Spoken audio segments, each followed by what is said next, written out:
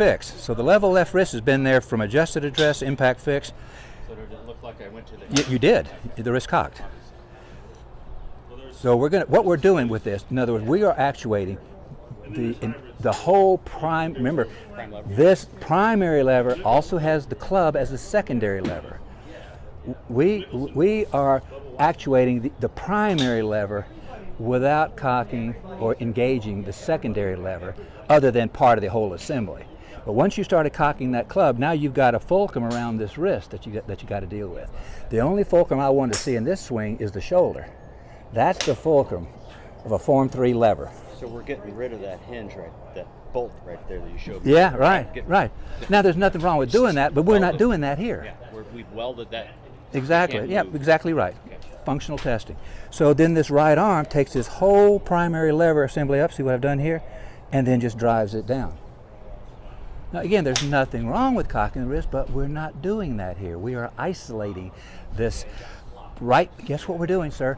The right forearm pickup. Yeah, and because your forearm's been educated to where a plane line is, it's taking that club up and back and in on the plane line. And then you get to right here, which is side, you can say side, the loading assembly point, but we're not really assembling anything. All we're doing is adding the club head load, which is part of the assembly.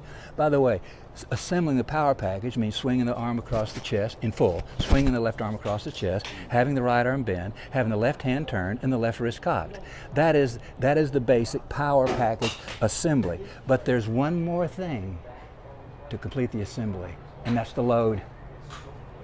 You've got to establish the load. And then you take that load all the way through. You never release that load. The left arm leaves the chest, the right arm begins to straighten, the left hand turns, the left wrist uncocks, but you never release the load. So the load into the lag pressure point? Exactly right. You got it. You got it. It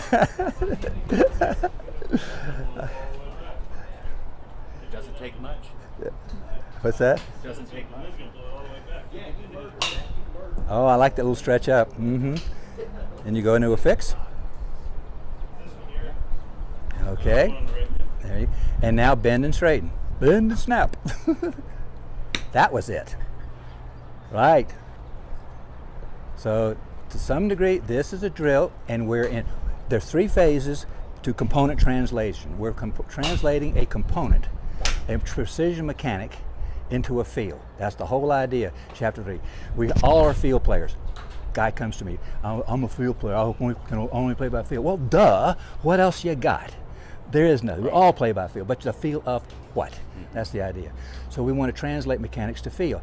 And here's the key. I said it yesterday. Worth repeating. It's a mantra. Mechanics produce feel. Feel reproduces mechanics. Mechanics produce feel, feel reproduces mechanics. In my dancing illustration with you, I didn't learn the Latin hustle by feel. I learned the Latin hustle by mechanics. Rock, step, triple step. Rock, step, triple step. Then I got the feel of that and became rock, step, triple step. Rock, step. Yeah, and with a red car headed to LA or San Francisco or something.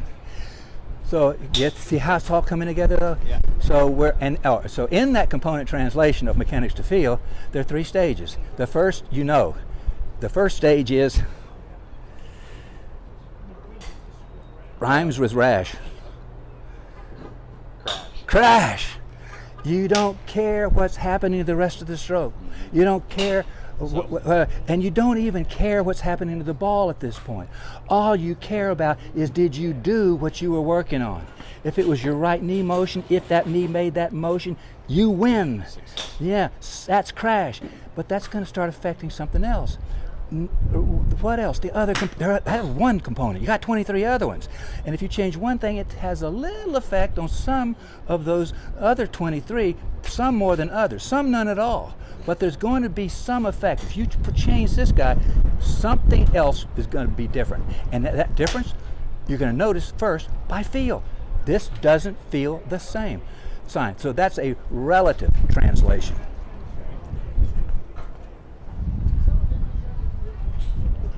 So that is a relative translation. And then you get that, and you pretty well have it integrated into your whole pattern, 12-1-0 or 12-2-0. And then you're looking for the expanded translation, just one thought, maybe even just one feel to take on the course. But it starts with crash. What you're doing right now is you're in crash translation for boom, the right arm drive, maintaining these alignments. The bending and straightening of the right arm in crash. Level wrist. Arm line. Yep.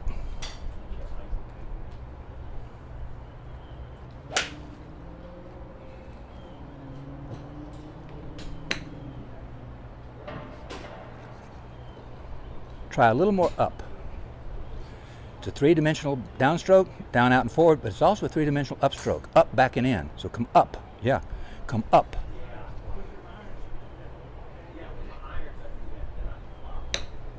There you go. Club comes. I'll try to keep this level. And just move the arm like that. Yep. I'm just moving the lever. That's exactly. That's a good way to do it too. That's a great demonstration.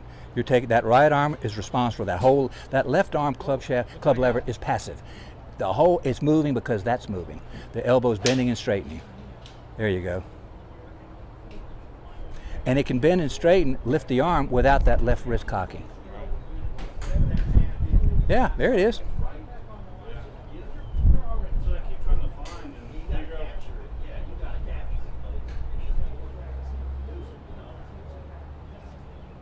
That was really good.